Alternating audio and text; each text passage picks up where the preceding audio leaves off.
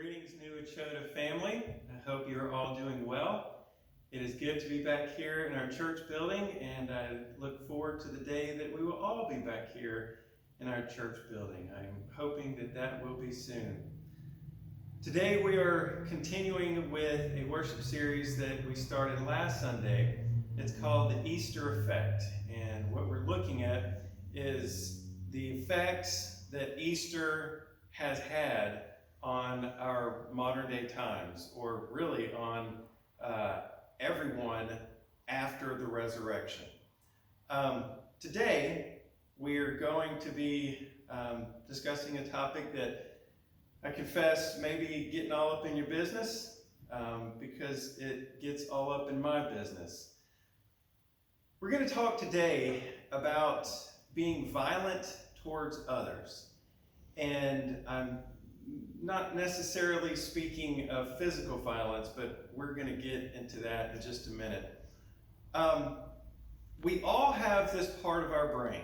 It's the oldest part of our brain. Some people call it the lizard brain, that tells us to either fight or flee when we are in trouble. When we have to protect ourselves, we either fight, it's either fight or flight. And it is one of the most natural reactions, responses that we can have when we feel like we're in danger. Some years back, when my family and I were living in Griffin, we were on the back patio, and I had my back to the house, and we were all sitting around the table. I believe we had just eaten supper outside, and this is before Brian was born, so it was just Zarabelle, Cavender, and Becca, and me out there. And I was talking to Zarabelle, who was less than 5, and all of a sudden she looked over my shoulder, and her eyes got big, and just kind of leaned back a little bit. So, seeing what she was looking at, I glanced over my shoulder, and there was a man coming in our backyard, just right up behind us, and he had these dark glasses on, dark hair, and he's a big old fella. And my immediate response was to get my fist ready. And come to find out, the guy was a good friend of ours who was going to school down at Georgia Southern, and he lived in Peachtree City, and every once in a while he would stop by and come say hey when he was going back and forth. The guy, he's 6'5", well in the 200s, and if you know me and you know my physique, there is absolutely nothing that I could have done to him physically. It's like my brain thinks it's in a bigger body, because my instinct should be to flee with this physique, but in reality, for whatever reason, my lizard brain response is to fight. Fortunately, I haven't actually had to follow through with that. But it's a very, very natural reaction to try to be violent whenever we need to protect ourselves. Fleeing the scene is also perfectly natural for us to try to do when we are experiencing a threat. But as we're going to read in the Gospel of Matthew, we're going to see that Jesus did neither. Jesus experienced a situation where he knew that he was in trouble, that he should have been protecting himself, but he did not fight and he did not flee. The passage I'm going to be reading comes out of Matthew's Gospel, and it's there toward the end. It's in the 26th chapter, and I'm going to be starting with verse 47. Matthew 26, verse 47. And it's just after Jesus had been praying in the garden with his disciples, and he is still standing there with his disciples. And it says, while he was still speaking, he was talking to his disciples. While he was still speaking to his disciples, Judas, one of the 12, arrived. With him was a large crowd armed with swords and clubs sent from the chief priest and the elders of the people. Now, the betrayer had already arranged a signal to them. The one I kiss is the man. Arrest him. Going at once to Jesus, Judas said, "Greetings, Rabbi," and kissed him. Okay. Again, put yourself in the situation of Jesus. He's standing there just with his disciples, and all of a sudden, there's a large crowd armed with swords and clubs sent from the chief priest, the ones who had been trying to kill him all throughout his ministry. Jesus replied, "Do what you came for, friend." He responds to Judas by calling him friend and tells him, "Do what you came for." Then the men step forward. The men that is referring to as the crowd, the people with the swords and the clubs. Then the men stepped forward, seized Jesus, and arrested him. With that, one of Jesus' companions reached for his sword, drew it out, and struck the servant of the high priest, cutting his ear off. Now, in that little statement right there, in that little snippet, we see that Jesus did not try to flee. He did not try to run. How do we know that? Because it says the men stepped forward and seized Jesus. It doesn't say he chased them. It doesn't say that they chased him. They stepped forward and seized Jesus. "Put your sword back in its place," Jesus said to him, "for all who draw the sword will die by the sword." Jesus' response to the physical violence at this point is to stop it. Put your sword back in its place. And Jesus continues, "Do you think I cannot call on my Father, and he will at once put at my disposal more than 12 legions of angels? But how then would the scriptures be fulfilled that say it must happen this way?" Again, Jesus has the potential to call down violence and match violence with violence, but instead he doesn't. And continuing on with verse 45. "In that hour, Jesus said to the crowd, 'Am I leading a rebellion that you have come with swords and clubs to capture me? Every day I sat in the temple courts teaching, and you did not arrest me. But this all has taken place that the writings of the prophets might be fulfilled.' Then all the disciples deserted him and fled." Jesus neither countered violence with violence, nor did he flee. His disciples responded with violence and fled. Jesus neither fought nor fled. He could have fought back, but he didn't. It says he could have brought forth the legion of angels. He could have fled, but he didn't. It just says that the men stepped forward. And Jesus willingly went to the cross.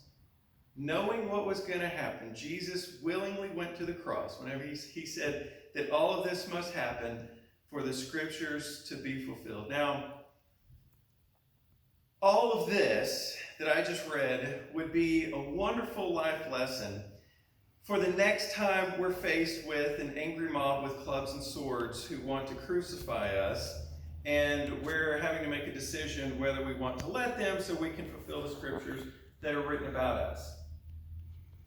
Probably we are not going to experience that happening. But what probably will happen is that we will be faced with situations where violence seems natural. Now, for you and I, in our everyday, probably we're not going to experience, hopefully, We're not going to experience situations where physical violence seems natural, but verbal violence seems natural. And this is where I have to confess, I'm as guilty as anyone when it comes to this. Because what I'm talking about is making little jabs about people or outright insults. Because, let's be honest, it feels so good because it gives us power over people we don't like. When we make the little jabs, when we insult people with whatever words that feel good to say, we're doing that because we are feeling power, because it gives us power over that person. And although most people aren't going to resort to physical violence, the verbal violence is almost second nature. And unfortunately, we're seeing more and more of this as the quarantining is letting up. Because, let's face it, people are tired of being told they have to be inside. People are getting tired of being told no. You can't go to the restaurants. You can't hang out with your family, more than 10 people. You can't go to weddings. You can't go to funerals. You can't go out to eat. We're Americans, and let's be honest, we do not do well being told no. So people are now starting to protest, active protests on various capitals at various states for the leadership to end the quarantining, to end the shelter in place. And with that, insults abound. People are throwing insults, whether they're there at the protest, and I've read about people counter-protesting, so insults are flying there. People are making jabs about whether this whole thing is a hoax or not, for goodness sake. That insults, jabs, verbal violence is very prevalent right now. And there is no shortage of the verbal insults today, just as there was no shortage of verbal insults in Jesus' day. That's why in the Sermon on the Mount, Jesus makes the comment that anyone who says "you fool" is in danger of the fire of hell. Think about that. Jesus is saying anyone who calls somebody a fool is in danger of going to hell. Now, hell seems like a bit of a strong punishment for insulting someone, but keep in mind, he did say the person is in danger, and he did not say is automatically going to hell. So, why would we be in danger of the fires of hell? Why would we be in danger of going to hell if we insult somebody? Primarily, when we insult people, we are going against the greatest commandment, and we are going against Jesus' last commandment. The greatest commandment, of course, is to love your God with all your heart, soul, mind, and strength, and love your neighbor as yourself. When we insult someone, when we verbally assault somebody, we are not understanding, we are not taking into consideration that all people are made in the image of God. And we are insulting that image. We are belittling those people. We are belittling the image when we insult those people. And we are not taking into consideration that we are God's beloved creation. So we are insulting the image, and we are insulting that which God loves the most in his creation, being humanity. And obviously, in the part of the greatest commandment that says, love your neighbor as yourself, insulting people is not showing love. There's also a lack of humility when we insult people, and a lack of humility equals a lack of love. Love looks like extending grace, extending forgiveness, and yes, even correcting. But insulting is not showing love. And the last commandment that I'm referring to is when Jesus tells his disciples to love everyone as I have loved you. That's with a sacrificial love, that's with a grace-filled love, that's with a patient love. And when we insult people, we're not doing any of that. No one would have blamed Jesus if he showed physical violence or verbal violence by all of the people who accused him, who falsely accused him when he was going to the cross, who beat him. But Jesus did neither. Neither physical nor verbal. And he calls us to be like him and to love others as he loved us. Now, again, Jesus had plenty of opportunity to show violence, whether verbal or physical. When we read the Gospels, you don't have to read very long, you don't have to read very far into it to see that Jesus was annoyed by people. It was the religious leaders that annoyed him, but they were still people and he was still annoyed. The resurrection, the Easter effect, the resurrection shows us that situations are not redeemed by violence. Situations are not redeemed. They're not made better by violence. So, violence, whether physical or verbal, yes, it is a solution. It does solve situations, but it solves them by proving that one party has power over the other. And that is not a long-term solution. That is not the solution that the resurrection shows us. That is not the solution that Jesus shows us. That is not the solution that God, throughout all of the scriptures, shows us is best. The solution that the resurrection offers is human equality. Through Christ, every single human being has the possibility of living a life driven by love, not power.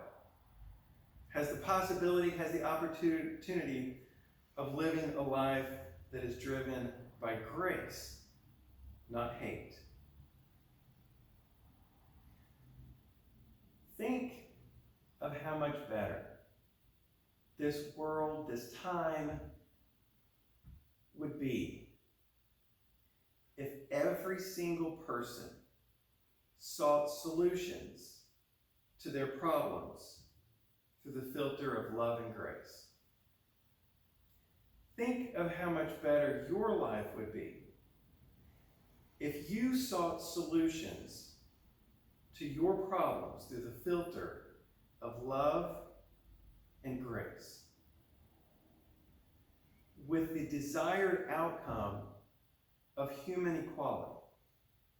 Not one that says, I have more power over you and you are weaker, so you have to quit bothering me, but one where we're equal. A solution that comes around and shows that we love one another, that we are equal with each other. See, the Easter effect on our world is that grace and love is greater than power and hate. And we show this when we refrain from insulting people, when we refrain from showing that verbal violence, and when we show the love of Christ. for every single person that we encounter, no matter what they've done to us, no matter how they're acting. And I'm saying this convicted